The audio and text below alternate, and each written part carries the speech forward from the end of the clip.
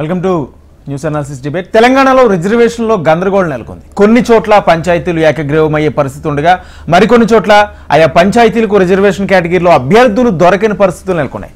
BC లేని చోట బీసీలకు, అంతా బీసీల చోట ఎస్సీకి, ఎస్టీలకు రిజర్వేషన్లు కేటాయించడంపై విమర్శలు వెల్లువెత్తున్నాయి. పలు చోట్ల రిజర్వేషన్ కేటగిరీకి చెందిన అభ్యర్థులను ఎక్కడి నుంచో తీసుకొస్తారన్న ప్రశ్న తలెత్తుంది.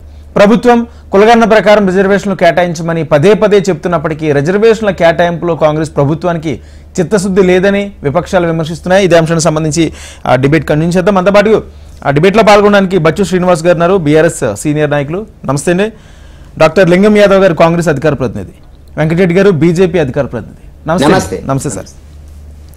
లింగం యాదవ్ గారు, ఏంటి ప్రధానంగా ఫస్ట్ మీ దగ్గర నుంచే స్టార్ట్ చేస్తాను. ఒకటి కాదు, రెండు కాదు, దాదాపుగా ఇంచుమించుగా ఒక 40-50 గ్రామాలు ఉన్నాయి. కామారెడ్డి జిల్లా నస్రులాబాద్ మండలం అంకోల్ గ్రామ సర్పంచ్ స్థానాన్ని ఎస్టీకి రిజర్వ్ చేశారు. కానీ ఆ గ్రామంలో 784 ఓట్లు ఉండగా ఒక్క ఎస్టీ కూడా లేడు. అలాగే పెద్దకోడిగిల మండలం చావన్ తాండలో ఎస్సీకి ఇచ్చారు, కానీ ఒక్క ఎస్సీ కూడా లేరు. అలా ఒకటి కాదు, ఇంచుమించుగా 40-50 ఉన్నాయి. గతంలో చూసుకుంటే ఇలాగే అభ్యర్థులు లేని స్థానాలను కేటాయించి అక్కడ ఎన్నికలు జరగకుండా ప్రత్యేక అధికారితో పరిపాలన సాగించిన పరిస్థితులు ఉన్నాయి. అంటే ఇప్పుడు ఎన్నికలు నిర్వహించాలి, సజావుగా ఎన్నికలు జరిగిన తర్వాత ప్రజాస్వామ్యంలో పాలన నడుస్తుంది, సర్పంచ్ అభ్యర్థి అన్న వాళ్ళు ఆ గ్రామానికి అభివృద్ధి చేస్తారన్న పరిస్థితుల్లోనే ఎన్నికలు నిర్వహిస్తాం, ఇది వాస్తవం. కానీ అక్కడ అభ్యర్థులే లేని చోట ఆ రిజర్వేషన్లు కేటాయించడం వల్ల అక్కడ ఎన్నికలే జరగకుండా మళ్ళీ ప్రత్యేక అధికారి చేతిలోకి ఆ పాలన అంతా వెళ్ళిపోయి మళ్ళీ 5 ఏళ్ళు వాళ్ళకి ఏ అభివృద్ధి సంబంధించి కానీ లేకపోతే దేనికి సంబంధించిందంతా ఇదంతా పడకేయడం, ఇదంతా ఏ రకంగా జరుగుతుంది అంటే ముందు చూసుకోలేదా ఇవన్నీ? గుడ్ మార్నింగ్ అండి. ముందుగా మీకు, హెచ్ఎంటీవీ ప్రేక్షకులకు, అదేవిధంగా పెద్దలు కోపానిస్టులందరికీ very good evening, good morning. Yes, definite గా ఇవాళ కాంగ్రెస్ ప్రజాప్రభుత్వం గౌరవనీయ ముఖ్యమంత్రి రేవంత్ రెడ్డి గారి ఆధ్వర్యంలో ఇవాళ ప్రజాస్వామ్యబద్ధంగా స్థానిక సంస్థ ఎలక్షన్స్ ను ఇవాళ నిర్వహించాలనే ఉద్దేశంతో ఇవాళ అదే విధంగా గతంలో ఏదైతే కాంగ్రెస్ పార్టీ ఇచ్చినటువంటి హామీలో భాగంగా 42% రిజర్వేషన్ తోటి ఒక చారిత్రాత్మకమైనటువంటి నిర్ణయం ఇవాళ ప్రజాప్రభుత్వం తీసుకొని ఇవాళ ఎలక్షన్ నిర్వహించాలని ఇవాళ ప్రజాప్రభుత్వం ముందుకెళ్తుంది. అయితే మీరన్నట్టు ఇవాళ రిజర్వేషన్ ఖరారు అనేది మీ అందరికీ కూడా తెలుసు, ఇక్కడ ఉన్నటువంటి పెద్దలు కూడా చాలా స్పష్టంగా తెలుసు. రిజర్వేషన్ ఖరారు అనేది election commission, state election commission చేస్తుందండి. ఇవాళ దాంట్లో వాళ్ళ ముఖ్యమంత్రి గారు నిన్న కూడా చాలా స్పష్టంగా చెప్పారు, మంత్రులు గాని, ముఖ్యమంత్రులు గాని, లేదా ప్రభుత్వ సంబంధించినటువంటి ఎవరు కూడా దాంట్లో జోక్యం చేసుకోరు.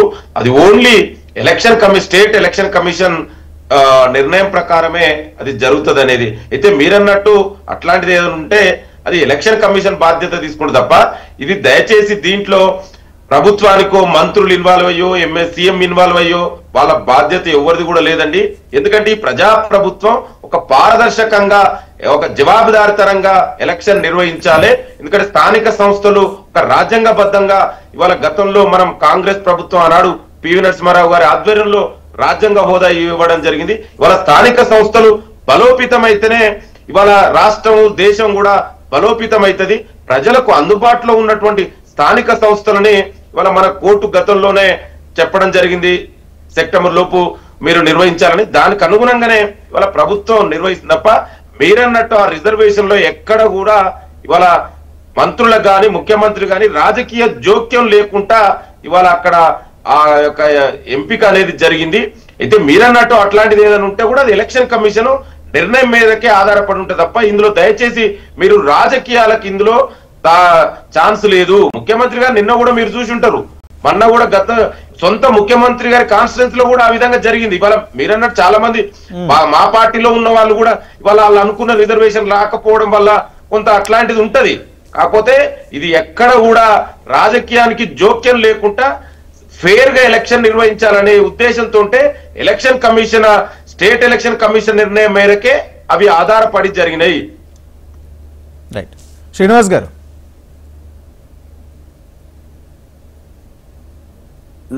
చెప్పండి. శ్రీనివాస్ గారు మీరేమంటారు? మొట్టమొదట హెచ్ఎంటీవీ వీక్షకులకు, అక్కడ ఉన్నటువంటి వెంకటరెడ్డి గారికి, తమ్ముడు మన యాదవ్ గారికి అందరు కూడా నమస్తే. బాధాకరమైన అంశం ఏంటంటే నిజంగానే ఇది స్టేట్ ఎలక్షన్ కమిషన్ కనుక ఈ ఈ రిజర్వేషన్ ఇస్తది అనేటువంటిది వాస్తవం. రిజర్వేషన్ డిక్లేర్ చేసినప్పుడు ఈ దేని ఆధారంగా రిజర్వేషన్ డిక్లేర్ చేస్తారు? మీరు ఇచ్చినటువంటి గొప్పగా చెప్పుకుంటున్నటువంటి కులగణన జనగణన ఏదో చెప్పుకుంటున్నారు కదా, ఆ కులగణన వివరాలు కనుక మీరు ఎలక్షన్ కమిషన్ ముందు పెట్టి ఉంటే, లేదా రాష్ట్రంలో ఉన్నటువంటి జనాభా గాని జనాభా ఏ కులాధారిత జనాభా వివరాలు కనుక మనం ఎలక్షన్ కమిషన్ కి ఇస్తే దాని ప్రాతిపదికన డెఫినెట్ గా ఈ యొక్క రిజర్వేషన్ ఖరారు అనేటువంటిది జరుగుతుంది. అయితే ఇప్పుడు ఉన్నటువంటి పరిస్థితుల్లో మీ జనగణన కులగణన తప్ప, లేకపోతే స్టేట్ ఎలక్షన్ కమిషన్ తప్ప, మీరు గొప్పగా చెప్పుకుంటున్నటువంటి ప్రజాపాలన పేరు మీద ప్రజలకు ఏదో గొప్పగా చేస్తాం సాధిస్తామని చెప్తున్నటువంటి కాంగ్రెస్ పార్టీ ప్రభుత్వం నిజంగా ప్రజలను ప్రతి విషయంలో గందరగోళానికి అయోమయానికి సృష్టిస్తున్నటువంటి సందర్భం. మా దగ్గర కూడా హ్యామ్లెట్ ఇంతకుముందు ఇప్పుడు గ్రామ పంచాయతీ అయింది. అక్కడ మెజారిటీ 96% ట్రైబల్స్ ఉంటారు. ఒక బీసీలు అంటే 3-4% ఏముంటారు, 10 కుటుంబాలు. ఈరోజు అక్కడ బీసీలు వాళ్ళెవరికి కూడా రాజకీయంగా పోటీ చేయాలనేటువంటి ఆలోచన లేనటువంటి వ్యక్తులు, వాళ్ళకి బీసీ వచ్చింది. ఇప్పుడు అక్కడ ఎవరు పోటీ చేయాలి, ఎట్లా అంటే కనీసం రాజకీయాలలో పోటీ చేయాలనేటువంటి ఆసక్తి లేనటువంటి వ్యక్తులు ఉన్న ఓ 10 కుటుంబాలు తమ జీవనాన్ని చూసుకునేటువంటి పరిస్థితిలో ఉన్న ఒక 10 కుటుంబాలకి అవకాశం వచ్చింది. అంటే ప్రభుత్వం నిజంగా ఎటువైపు వెళ్తుంది? మెజారిటీ ఉన్నటువంటి వ్యక్తులకు కదా అవకాశం కల్పించాల్సింది. రిజర్వేషన్ ఖరారు అది వదిలేసి కొంచెం ఇబ్బందికరమైనటువంటి రిజర్వేషన్ రాష్ట్ర వ్యాప్తంగా ఖమ్మంలో పొంగులెట్టి గారు కూడా వాళ్ళ కార్యకర్తలు కూడా వచ్చి వాళ్ళని మొరబెట్టుకున్నారు. 10 తాండాలలో మొత్తము 99% ట్రైబల్స్ ఉంటే, గిరిజన సోదరులు ఉంటే అక్కడ కూడా బీసీలు ఇచ్చినటువంటి పరిస్థితి. అంటే ఈ విధంగా మరి ప్రభుత్వంలో ఎందుకు ఈ పరిస్థితి? ప్రభుత్వం ఏ పని చేసినా మొన్నక్కడ విన్నాం మనం, మీరు కూడా ఇప్పుడు చదివిండ్రు నమస్తే తెలంగాణలో డిఎస్పీ పోస్టులు ఒకటే పోస్టును ఇద్దరికి ఇచ్చి ఒకరి దగ్గర నుంచి లాగేసుకున్నారు నియామక పత్రాన్ని అని. అంటే ఎందుకు ఇది జరుగుతుంది అనేటువంటిది పారదర్శకతన లేకపోతే జవాబుదారీతనని చెప్పుకుంటున్నటువంటి పారదర్శకత గురించి మాట్లాడుతున్నటువంటి ప్రభుత్వము ఎందుకు ఈ విధమైనటువంటి బాధ్యతారాహిత్యమైనటువంటి సంఘటనలు జరుగుతున్నాయి? ఇది ప్రభుత్వానికే చెడ్డ పేరు. దీంట్లో ప్రతిపక్షాలకు వచ్చేటువంటి లాభం ఏం లేదు, నష్టమేం లేదు. ఒక ప్రభుత్వము జవాబుదారీతనంతో బాధ్యతాయుతంతో ముందుకెళ్లాల్సినటువంటి ఈ ప్రభుత్వము రాష్ట్ర వ్యాప్తంగా అంటే ఇది జరగని ఎన్నిక, మొట్టమొదటి ఈ ఎన్నికలు ఎంతవరకు జరుగుతాయి అనేటువంటిదే ఈరోజు భాజపాలో ఉన్నటువంటి రాజేంద్ర గారు, ఎందుకంటే ఎన్నిక జరిగిన తర్వాత కూడా మహారాష్ట్రలో ఎన్నిక చెల్లదు అనేటువంటిది హైకోర్టు అక్కడ రూలింగ్ ఇచ్చిన సందర్భం కూడా ఉండే కాబట్టి ఒక్కొక్కరు లక్షల రూపాయలు ఖర్చు చేసుకోవద్దు మీరు పంచాయతీలలో అని చెప్పిండ్రు.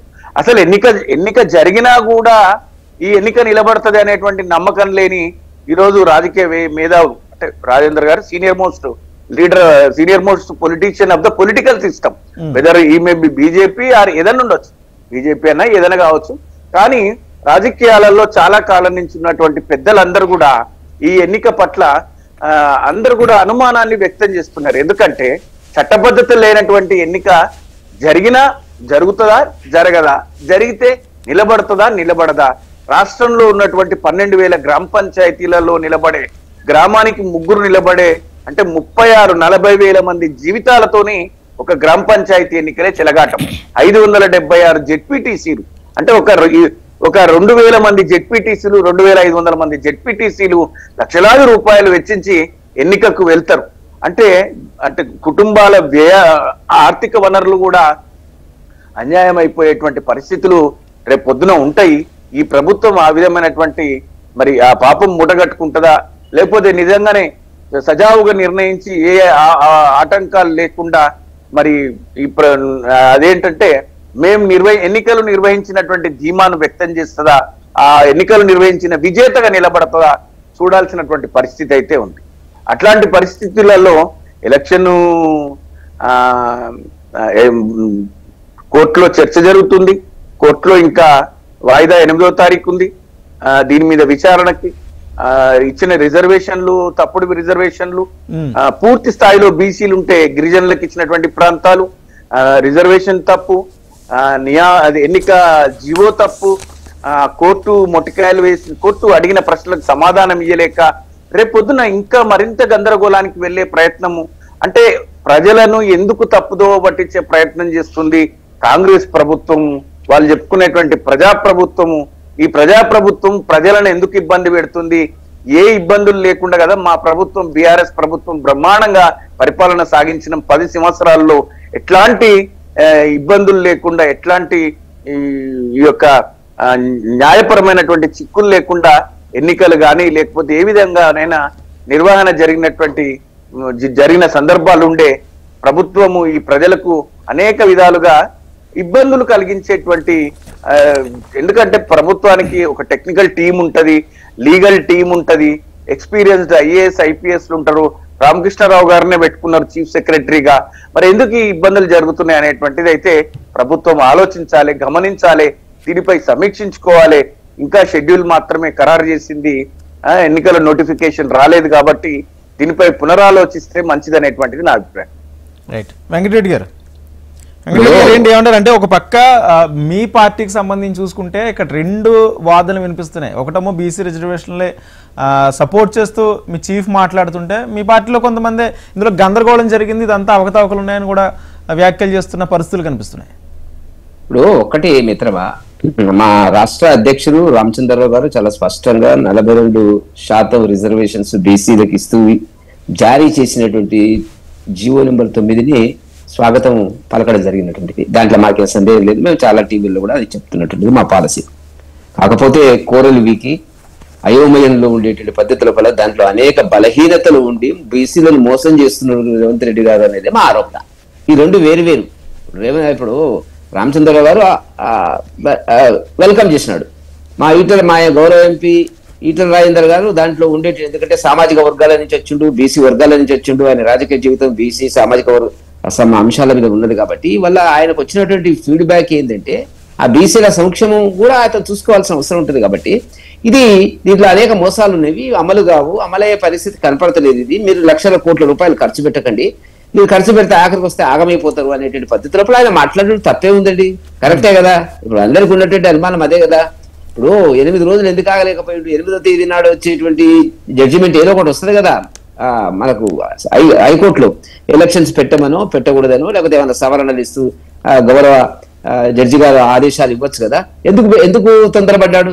ఇన్నాళ్ళు లేనిది. ఇప్పుడు ఇక్కడ ఉంది ఏంటంటే, ఈ మాట అంటే ఏమంటారంటే మీరు వ్యతిరేకిస్తున్నారు. అరే మీరు వ్యతిరేకిస్తున్నారంటే చార్మినార్ నమ్ముతాం రండి అంటే మేము వ్యతిరేకించొద్దా?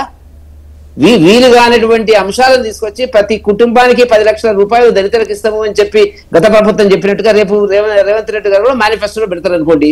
మీరు రండి అంటే అది వీలు కాదా బాబు అంటే లేదు సెంట్రల్ గవర్నమెంట్ ఎందుకు రండి అడుగుదాం రండి అని. కాబట్టి ఆలోచన రహితంగా హేతుబద్ధత లేని విధానాలను ఈ బీసీ రిజర్వేషన్ కు సంబంధించి కాంగ్రెస్ పార్టీ అనుసరిస్తుంది అనేది మా ఆరోపణ. అంత మాత్రం చేత మేమేదో వ్యతిరేకిస్తున్నట్టు కాదు. ప్రజలకు మేధావులు, ఈవెన్ నిన్న జస్టిస్ ఈశ్వరయ్య గారు బీసీ సామాజిక వర్గం నుంచి బీసీ వాది, ఆయన చెప్తున్నటువంటిది ఏంది, 9వ షెడ్యూల్లో పెట్టే వరకు ఇది ఉండదు అనేటువంటి పద్ధతిలో చెప్తున్నారు. మేం కాదు కదా చెప్పినటువంటిది. కాబట్టి ఇక్కడ గమనించాల్సింది ఏంటంటే 2 రకాలుగా మేము మాట్లాడడం లేదు. రామచంద్ర గారు ఒక లెవెల్ వరకు మాట్లాడు, ఎందుకంటే మళ్ళీ ఎక్కువ మాట్లాడితే దానికి అనేక రకాల కళ్ళలు ఇస్తారు.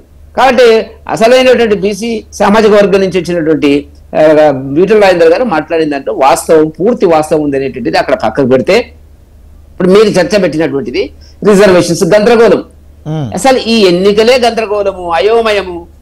ఇటువంటి ఎన్నికలు అసలు ఎన్నడూ కూడా భారతదేశంలో ఏ రాష్ట్రంలో కూడా నామినేషన్స్ 9వ తారీఖు 9వ అక్టోబర్ నుంచి స్టార్ట్ చేస్తామని చెప్పి ఆ రోజు నోటిఫికేషన్ ఇస్తామని చెప్పి 8వ తేదీ నాడు దానికి సంబంధించినటువంటి ఆర్గ్యుమెంట్స్ కోర్టులు గతంలో జరిగినటువంటి గత 4 రోజుల కింద జరిగినటువంటి వాటిని కొనసాగిస్తామని హైకోర్టు చెప్తుంటే అభ్యర్థుల పార్టీలో ఏ పార్టీ కానివ్వండి, కాంగ్రెస్ అభ్యర్థులు కానీ, బీజేపీ కానివ్వండి, బీఆర్ఎస్ కానివ్వండి, ఇండిపెండెంట్ కానివ్వండి, వేలాది మంది అండి.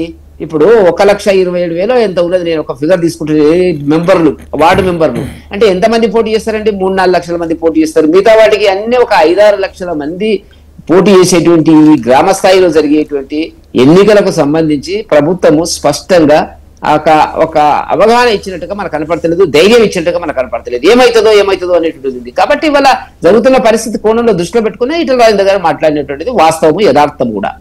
అంత మాత్రం చేత అంటే ఏం మాట్లాడొద్దు మీరు అంటే అరే మీరు ఉన్నది ఉన్నట్టుగా ప్రజాస్వామ్యాన్ని ధ్వంసం చేస్తూ నిబంధనలు ఇచ్చిన జీవో 9 జీవోలో అనేక లోపాలు ఉన్నాయి. వీటి గురించి మేము మాట్లాడితే ఇదే ఒకవేళ 9 జీవో కరెక్ట్ అనుకుంటే మీరు 20 మాసాలు ఎందుకు ఆపినారు? మోదీ గారు ఎందుకు సంతకం పెట్టలేడు? మరి రాష్ట్రపతి గారు ఎందుకు సంతకం పెట్టడం లేదు? గవర్నర్ గారు ఆర్డినెన్స్ మీద ఎందుకు సంతకం పెట్టడం లేదు? ఎందుకు బుకాయించినారు ఇప్పటిదాకా?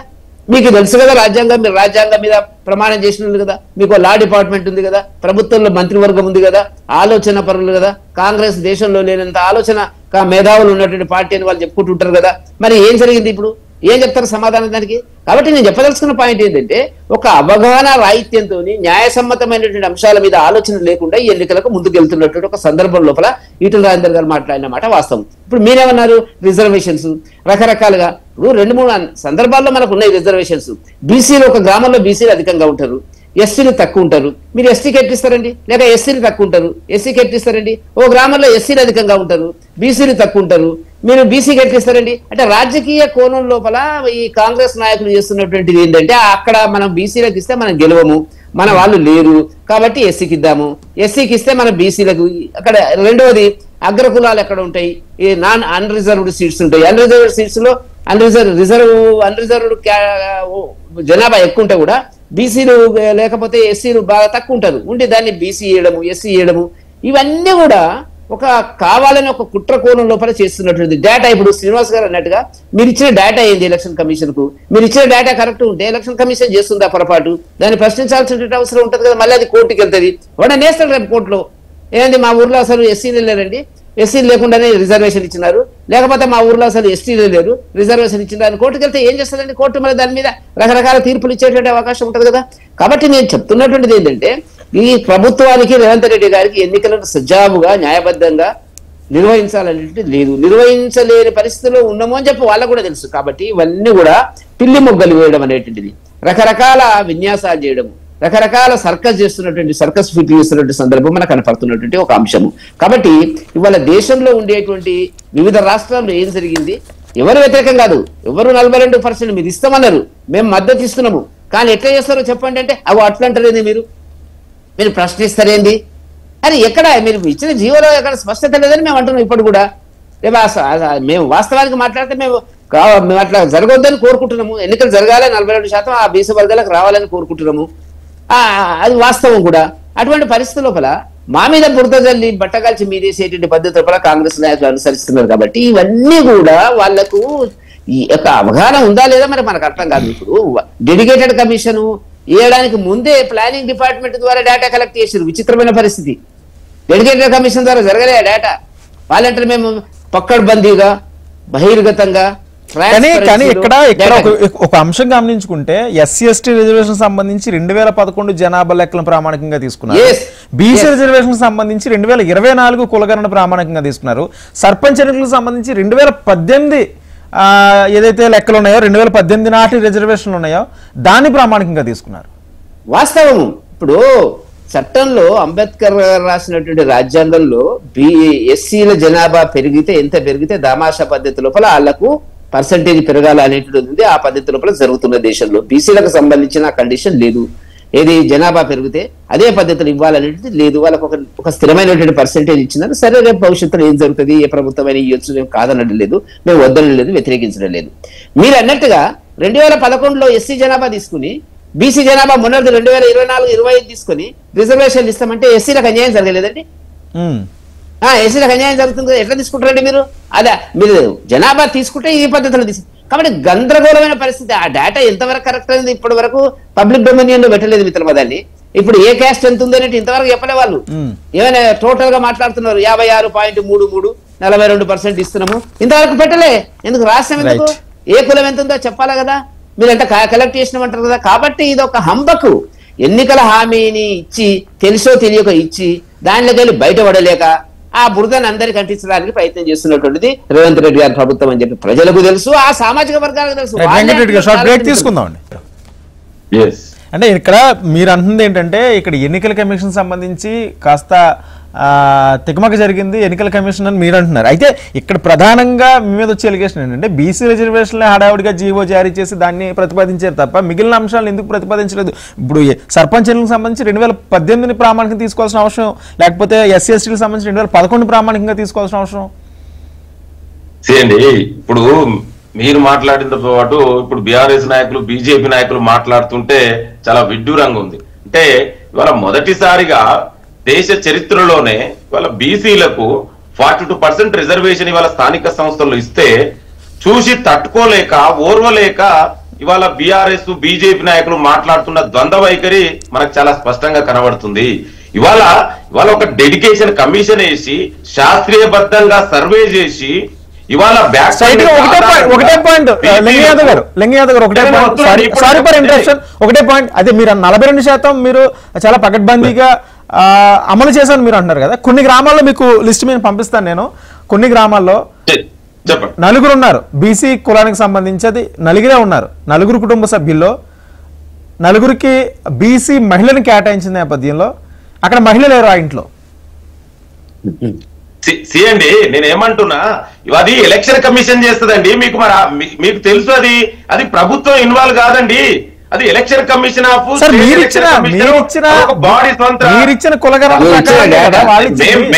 మేమిచ్చిన కుల మేము అదే చెప్తున్నాం అండి. మేము ఇచ్చిన తర్వాత స్టేట్ ఎలక్షన్ కమిషన్ అదొక అటానమస్ గా అందులో రాజకీయానికి జోక్యం లేకుండా అది జరుగుతుంది. ఇవాళ బీఆర్ఎస్ బీజేపీ నాయకులు మాట్లాడుతుంటే ఎంత విడ్డూరంగా ఉందండి. ఇవాళ బీజేపీ నాయకుడు రాష్ట్ర అధ్యక్షుడేమో సపోర్ట్ చేస్తుంటాడు. ఈటల రాజేంద్ర మరి ఒక బీసీ బిడ్డ అయి ఉండి ఏం మాట్లాడతాడండి?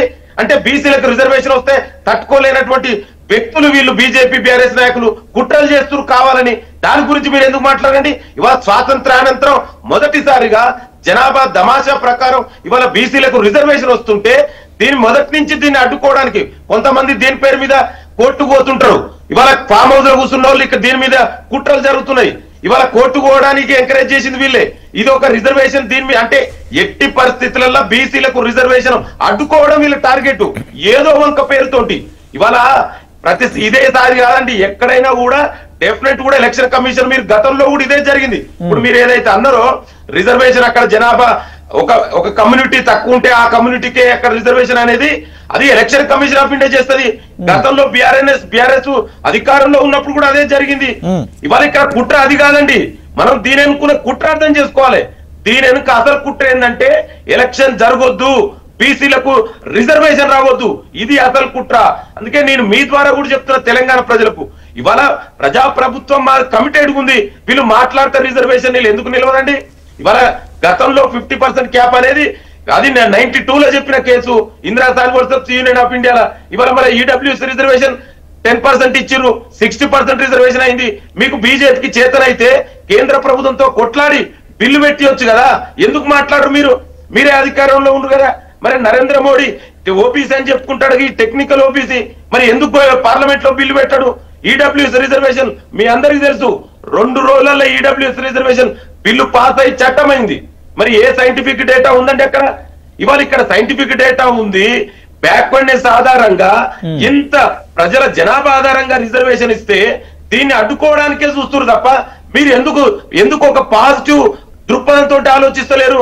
కోర్టు కూడా ఇవాళ డెఫినెట్ కూడా మాకు నమ్మకం ఉంది. వీళ్ళు మాట్లాడితే కోర్టులు అడ్డుకుంటే ఎందుకు అడ్డుకుంటాయండి?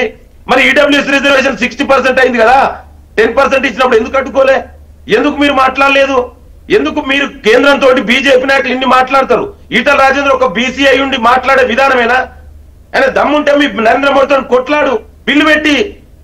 ఇవాళ కేసీఆర్ కూడా ఇవాళ ఎక్కడ కాంగ్రెస్ పార్టీకి పేరు వస్తుందో, ఈ బీసీ రిజర్వేషన్ ఇస్తే ఎక్కడ బీసీలు బాగుపడతారో దీన్ని అడ్డుకోవాలనే కుట్ర జరుగుతుంది. అసలు కుట్ర దాని అనుకుంది.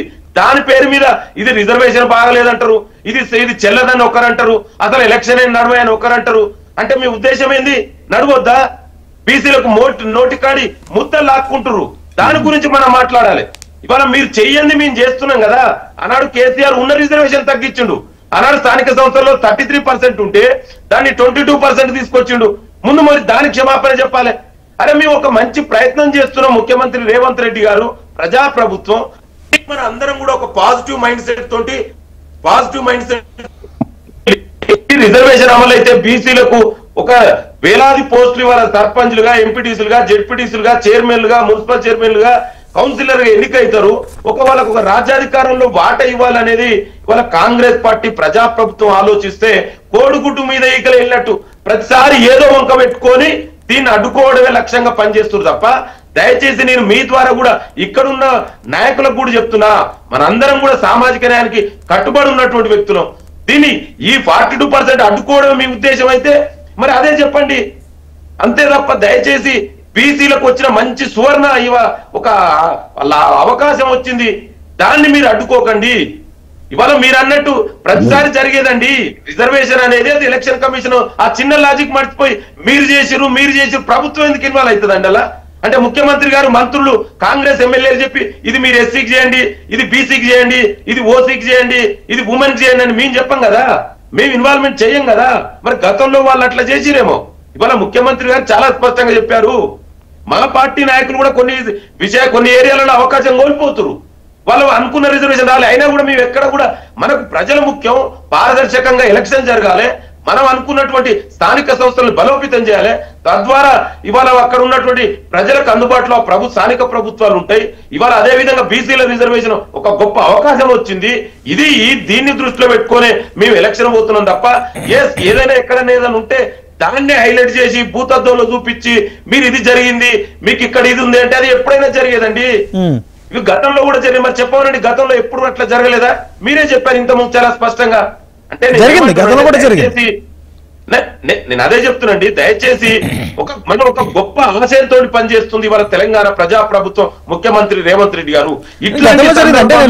గతంలో జరిగిన అనుభవాల దృష్ట్యా ఇప్పుడు జరగకుండా చూసుకోవాల్సిన బాధ్యత ఖచ్చితంగా ఎంతోమంది ప్రభుత్వం మీద ఉంటుంది కదా. మొత్తం పూర్తి స్థాయిలో ఎలక్షన్ కమిషన్ మీద నెపం వేసే బదులు ఖచ్చితంగా ఉంటుంది ప్రభుత్వం మీద. రిజర్వేషన్ సంబంధించి జీవోని జారీ చేసినప్పుడు కానీ, లేకపోతే కొన్ని సూచనలు చేసేటప్పుడు కానీ, ఎన్నికలు నిర్వహించాలనుకున్నప్పుడు కానీ ఖచ్చితంగా ప్రభుత్వమే బాధ్యత ఉండదా? ప్రభుత్వం మీద బాధ్యత ఉంది. ఇది బాధ్యతాయుతమైనటువంటి ప్రభుత్వం, జవాబుదారితనంగా ఉంటామని మేమే చెప్తున్నాం కదా. నేను ఏమంటున్నా అంటే ఆ రిజర్వేషన్ అనేది అది election commission, state election commission నిర్ణయిస్తుంది. ఇవాళ జీవో గురించి మాట్లాడతాం. అరే రాష్ట్ర ప్రభుత్వానికి అధికారం ఉంది, మేము కేంద్ర ప్రభుత్వానికి అసెంబ్లీలో బిల్లు చేసి గవర్నర్ ద్వారా కేంద్ర ప్రభుత్వానికి పంపిస్తే వాళ్ళు అమలు చేయకుండా కేంద్ర రాష్ట్రపతి దగ్గర పెట్టుకొని తత్సారం చేస్తున్నారు. బీసీలకు అన్యాయం జరుగుతుంది. అందుకే రాష్ట్ర ప్రభుత్వం దగ్గర ఉన్నటువంటి మాదైతే ఏదైతే వేలున్నాయో దాన్ని అధికారాన్ని ఉపయోగించుకొని ఇవాళ మేము ఒక జీవో ఇవ్వడం జరిగింది. ఇవాళ ప్రభుత్వం ప్రజాస్వామ్యబద్ధంగానే జీవో ఇచ్చింది కదా. ఇవాళ లెట్స్ కోర్ట్స్ డిసైడ్. నేను ఏమంటున్నట్టు ఇవాళ వీళ్ళు ఇన్ని మాట్లాడుతున్నారు కదా,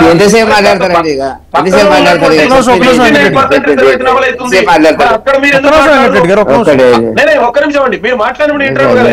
నేను ఏమంటున్నంటే పక్కనే తమిళనాడులో 60% రిజర్వేషన్ అమలవుతుంది. మన భారత రాజ్యాంగం డాక్టర్ బాబాసాహెబ్ అంబేద్కర్ భారత రాజ్యాంగం ఈ దేశం మొత్తానికి అమలైంది కదా. ఒక్కొక్క రాష్ట్రానికి ఒకటి ఉందో చెప్పమనండి. మరి మీరు అక్కడ అమలైనప్పుడు ఇక్కడ ఎందుకు చేయరు? మరి మీరు అంటే బీజేపీకి బీసీల మీద ఎవరు మీరు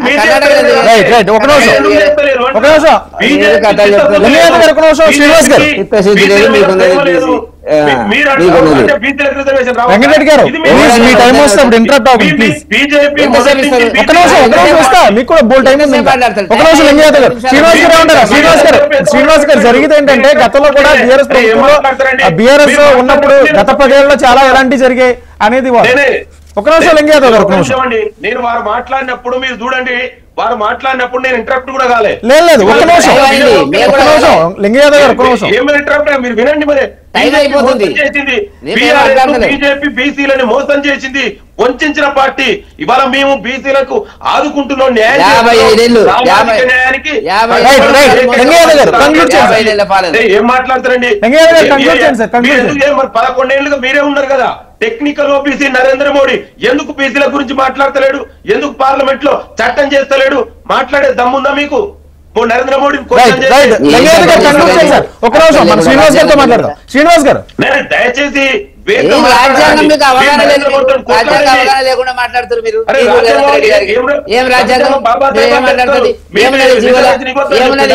జీవోలో ఏమున్నది?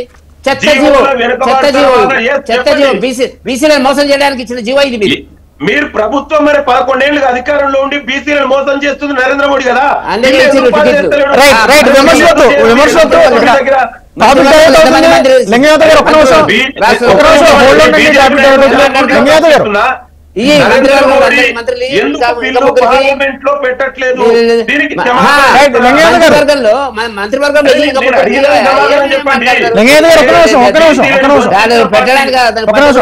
వెంకటరెడ్డి గారు ఒక నిమిషం శ్రీనివాస్ గారు ఉంటారు శ్రీనివాస్ గారు నేను సూటిగా మీరు బిల్లు ఎందుకు పాస్ చేయాలి? రైట్ రైట్ ఒక నిమిషం శ్రీనివాస్ గారు మీరు మాట్లాడుతుంటే ఒక నిమిషం శ్రీనివాస్ వెంకటరెడ్డి గారు ప్లీజ్ ఒక్క నిమిషం టైం ఉంది సార్ ఇన్ఫాక్ట్ అయితే ఉన్న టైం అంతా వేస్ట్ అవుతుంది ఒక్క నిమిషం 1 by 1 డిస్కస్ చేద్దాం ఇంకా బోల్ టైం ఉంది శ్రీనివాస్ గారు శ్రీనివాస్ గారు అంటే గతంలో కూడా ఇటువంటి అంశాలు చాలా జరిగాయి అనేది వాళ్ళు అంటున్నారు అంటే ఇక్కడ ప్రధానంగా ఇక్కడ మేము చేసేది ఏం లేదు ఎన్నికల కమిషన్ ఖచ్చితంగా చేస్తుంది కానీ ఆ పార్టీ తరపున లేకపోతే ప్రభుత్వం తరపున మేము చేయాల్సింది చేసాం అడ్డుకునే ప్రయత్నాలు జరుగుతున్నాయి తప్ప ఎక్కడా సపోర్ట్ చేసే ప్రయత్నాలు జరగట్లేదు అనేది వాస్తవానికి ఏంటంటే కాంగ్రెస్ పార్టీ డిఫెన్స్ లో పడిపోయింది, ఆత్మరక్షణలో పడిపోయింది. చేసే తప్పులను ఏ విధంగా మనము ఏ విధంగా వాటి నుంచి అధిగమించాలి అనేటువంటి దానికి రాజకీయ పార్టీలను అంటే ప్రతిపక్ష పార్టీల పైన ఆ నెపం వేసేటువంటి ప్రయత్నం చేస్తుందే తప్ప గాని ఏ రాజకీయ పార్టీ బీజేపీ గాని బీఆర్ఎస్ పార్టీ గాని మీరు చేసేటువంటి పని సవ్యమైనది అయితే చట్టబద్ధత అయితే ఎవరు ఆపగలుగుతారు మిమ్మల్ని? మీరు గొప్ప విజేతగా నిలబడతారు కదా.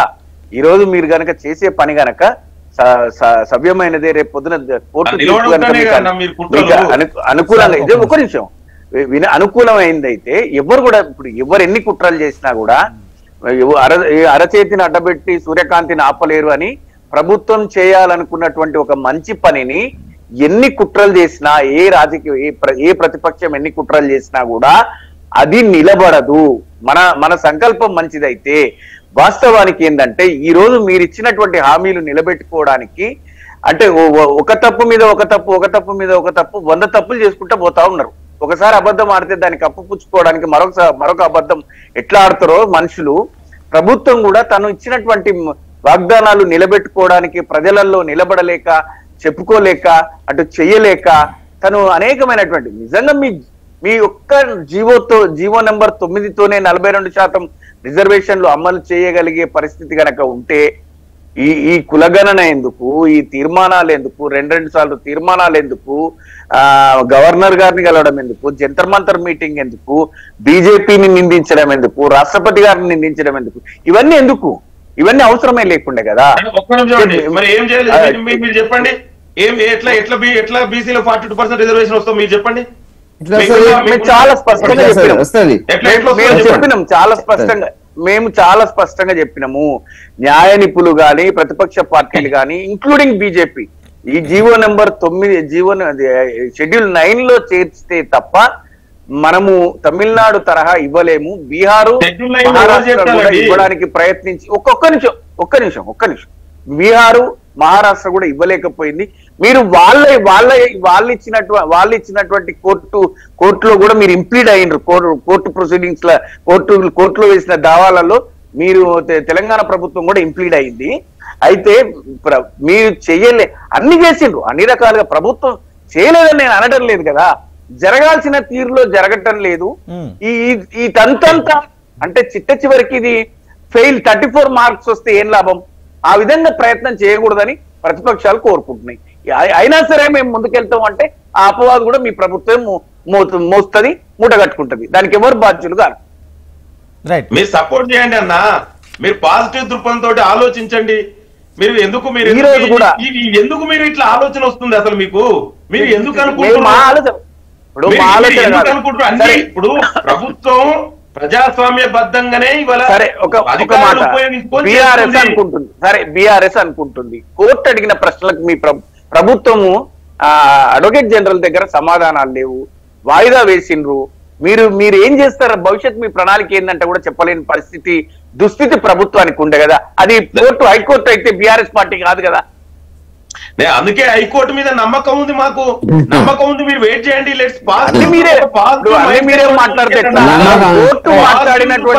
హైకోర్టు అడిగిన ప్రశ్నల పట్ల వెంకరెడ్డి గారు మాట్లాడాలి. కోర్టు అడిగిన ప్రశ్నల పట్ల కూడా సానుకూలంగా సావధానంగా స్పందించలేనిటువంటి ప్రభుత్వము అనవసరంగా ప్రతిపక్షాల మీద దుమ్మేయకుండా మీరు ఆత్మరక్షణలో పడ్డరనే విషయాన్ని మీరు ఒప్పుకుంటే మంచిది. మీరు మంచి చేయాలని కోరుకుంటున్నాం, ప్రజలకు ఆ దిశగా ఈ ప్రభుత్వం పనిచేయాలని కోరుకుంటున్నాం. అందుకోసమే శాసనసభలో చేసిన తీర్మానానికి సంపూర్ణ మద్దతు ప్రకటించినాం. మేము రాజ్యసభలో లేవనెత్తిన మీ అంశాన్ని ఆల్ పార్టీ డెలిగేషన్ కనుక మీరు తీసుకెళ్తే వస్తామని కాబట్టి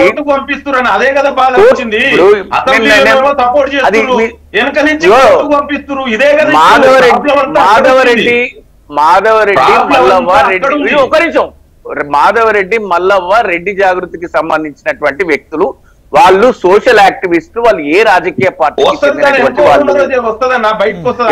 ఇప్పుడు మీరు ఆ మాట అన్నారు కదా.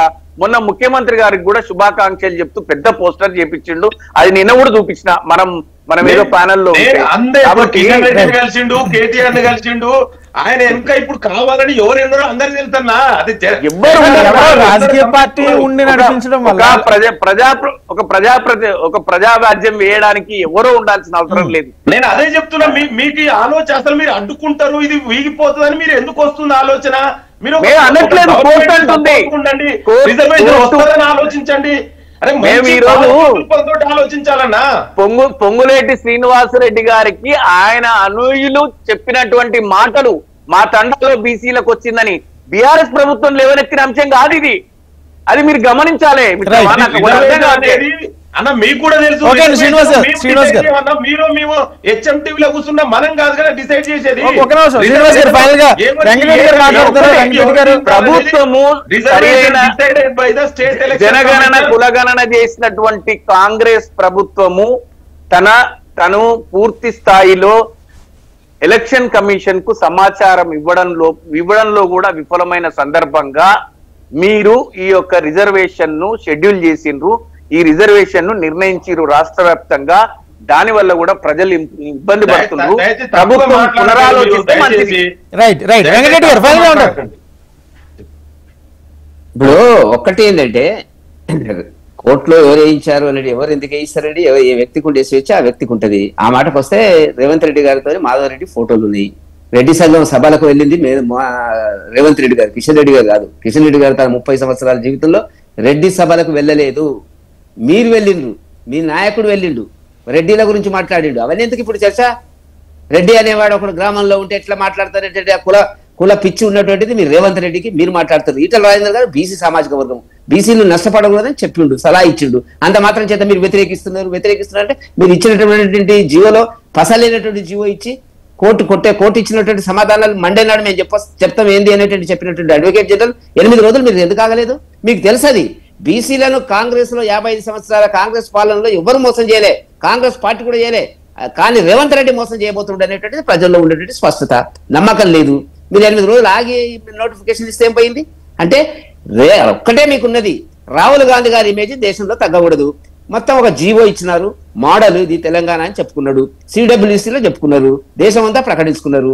అది ప్రకటనలు లక్షల కోట్ల రూపాయలు ఖర్చు పెట్టి తెలంగాణ డబ్బు తీసుకుపోయి బీఆర్ పత్రికల్లో మీడియాలో మీరు ఇచ్చినారు. ఇవాళ అది ఫెయిల్ అయితే రాహుల్ గాంధీ గారు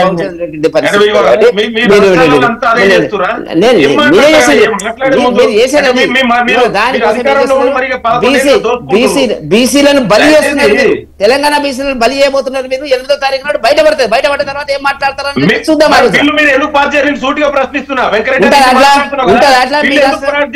దానితో జాతీయ విధానం ఉంటుంది, జాతీయ విధానం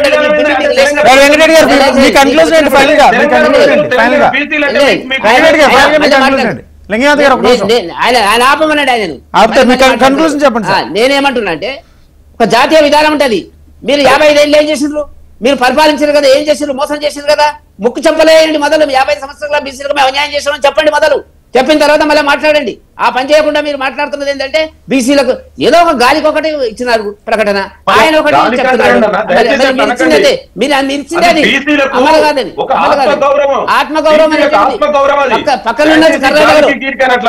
పక్కనున్న కర్ణాటకలో ఎందుకు చేయలేకపోయారు, మంత్రివర్గంలో ఎందుకు చేయలేకపోతున్నారు, మీరు చెప్పు దానికి సమాధానం చెప్పు. కార్పొరేట్ మంత్రివర్గంలో ఎందుకు చేయలేకపోతున్నారు ఇక్కడ చెప్పు.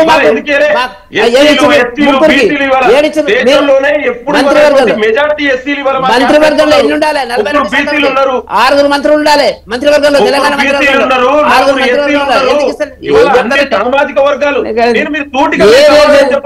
ఏ సూది కాదు, మీరు చెప్పలేరు. పార్లమెంట్ లో ఎందుకు కలవాలి కదా, మీరు పార్లమెంట్ లో బిల్లు జాతీయ విధానం ఉంటుంది, జాతీయ విధానం ఉంటుంది, దానికి జాతీయ ఉంటుంది. థ్యాంక్ యూ వెంకటరెడ్డి గారు, థ్యాంక్ యూ లింగయ్య యాదవ్ గారు, థ్యాంక్ యూ శ్రీనివాస్ గారు. మొత్తంగా తెలంగాణలో జరగబోయే ఎన్నికలకు సంబంధించి రిజర్వేషన్లు కాస్త గందరగోళ హడావుడి నెలకొన్న నేపథ్యంలో ఏదైతే అభ్యర్థులే లేని చోట ఆ రిజర్వేషన్ కేటగిరీలు కేటాయించడం, ఎన్నికల సంఘం దీనికి సంబంధించి ఎటువంటి చర్యలు తీసుకుంటుంది, ఒకవేళ అంటే మరో వాదన కూడా వినబడుతుంది. బీజేపీలో కొంతమంది నేతలు ఇవి ఎలక్షన్స్ మళ్ళీ జరిగినా రద్దయ్యే అవకాశాలు ఉన్న నేపథ్యంలో అభ్యర్థులు ఎవరు కూడా ఖర్చు చేసుకోవద్దు అనే వ్యాఖ్యలు కూడా వినబడుతుంది. అసలు చూడాలి ఎటువంటి నిర్ణయం తీసుకుంటుందో, లేకపోతే కోర్టులో మళ్ళీ దీని మీద మరొక నిర్ణయం అయినా తీసుకునే అవకాశం కనిపిస్తుందో. ఇది వాల్టి news analysis discussion. Keep watching HM TV.